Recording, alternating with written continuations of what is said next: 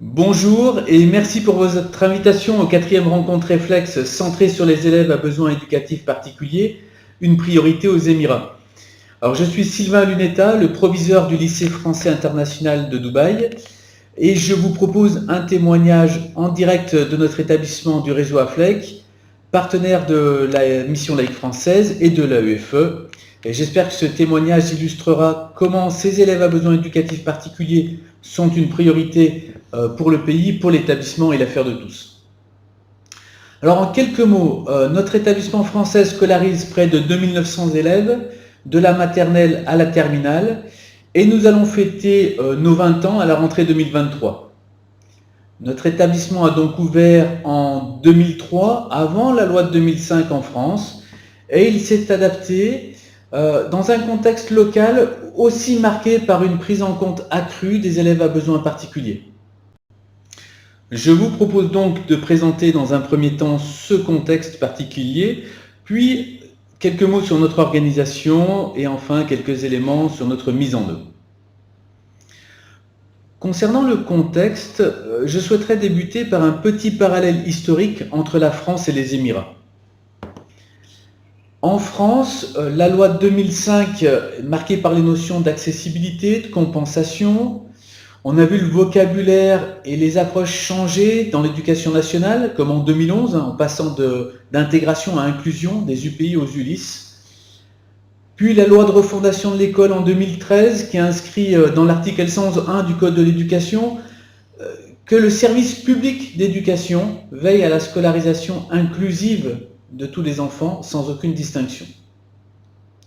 Autre étape, dans la loi sur l'école de la confiance en 2019, avec un amendement qui remplace dans l'article L312.15 du Code de l'éducation le mot intégration par inclusion dans le contenu de l'enseignement moral et civique pour amener les élèves à être des citoyens responsables, respectueux des problèmes des personnes en situation de handicap et pour porter une vision d'une société inclusive.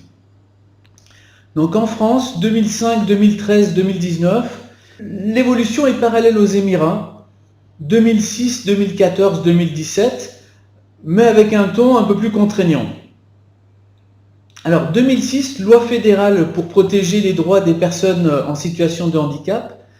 C'est une loi qui est concomitante à la convention relative des droits des personnes handicapées des Nations Unies que les Émirats ont signée en 2008.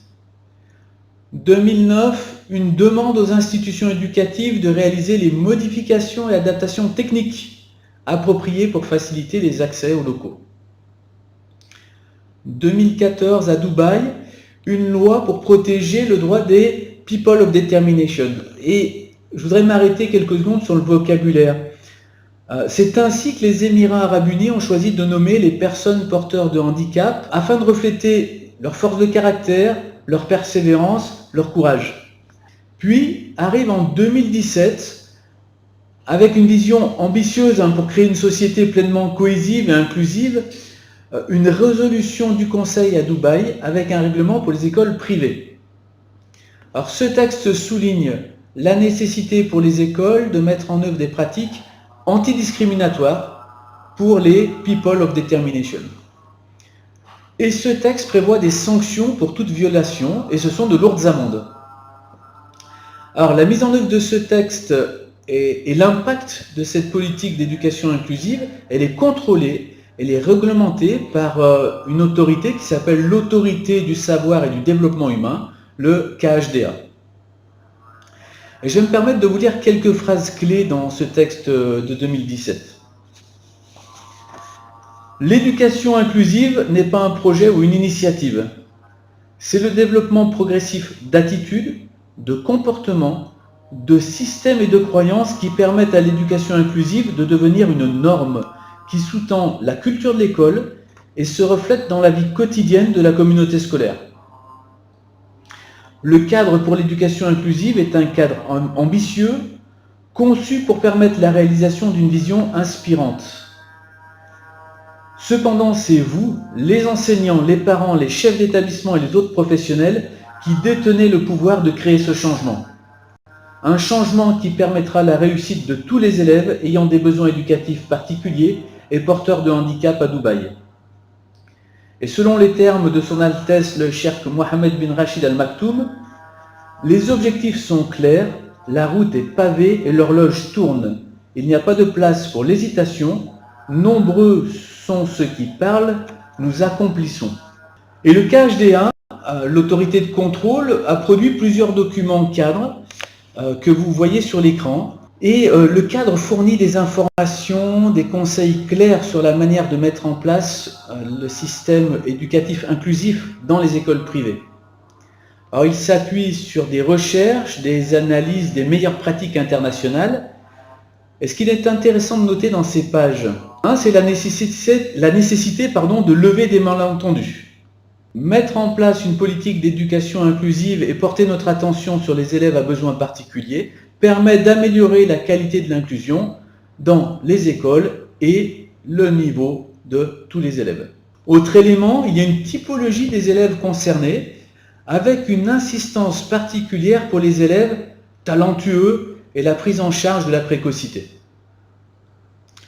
D'autres points d'attention sur l'efficacité des procédures d'identification des élèves, la différenciation apportée, l'adaptation des enseignements, voire du curriculum pour certains élèves, l'impact réel en mesurant les résultats et les progrès des élèves, la communication, le lien avec les familles, et surtout je voudrais insister sur le rappel fort sur les responsabilités de chacun, et pour tous les personnels de direction dans l'Assemblée, une responsabilité ciblée du leadership pédagogique qui doit installer une vision systémique.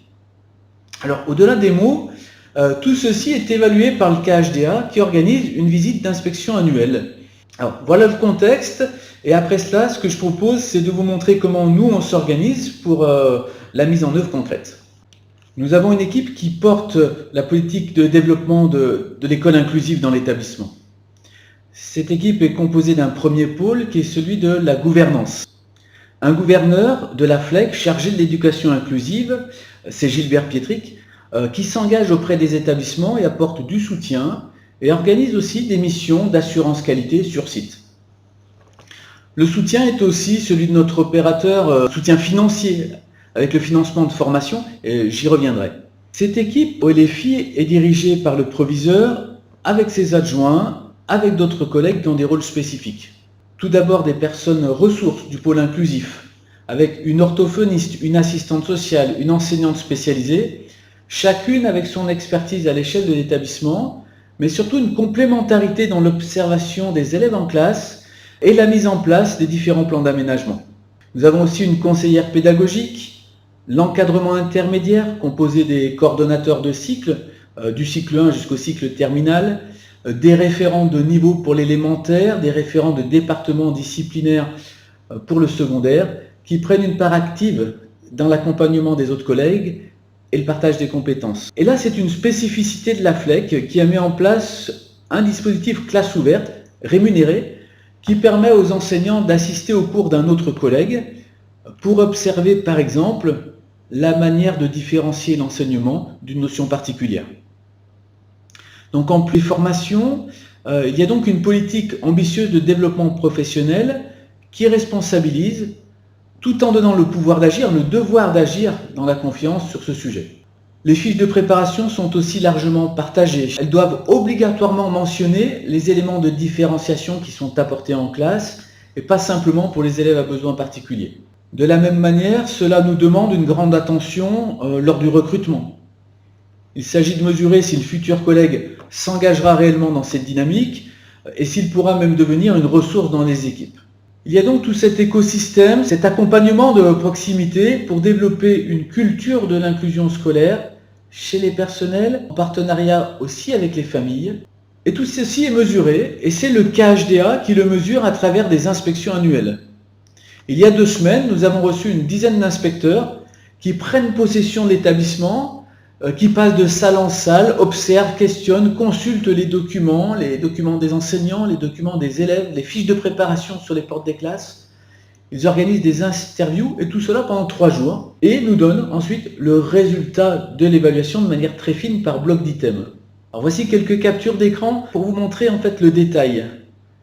Il y a d'abord la mesure de l'impact. Quels sont les résultats et les progrès des élèves? Et pour cela, nous avons un responsable des données qui assure ce suivi très fin à partir des résultats d'évaluation pour tous les élèves, les garçons, les filles, et aussi pour les élèves à besoins éducatifs particuliers. Il y a aussi une mesure de l'impact en tant que système. Par exemple, dans la mesure du leadership, qui peut être évalué de très mauvais à outstanding. Et vous remarquerez sur cette image que l'inclusion est un des maîtres mots. Vous remarquerez aussi comment les descripteurs du niveau de maîtrise sont précis et permettent de s'auto-positionner. Autre exemple, sur les dizaines d'items qui sont spécifiques à l'inclusion, celui qui mesure notre capacité à adapter le curriculum d'un élève à besoins particuliers.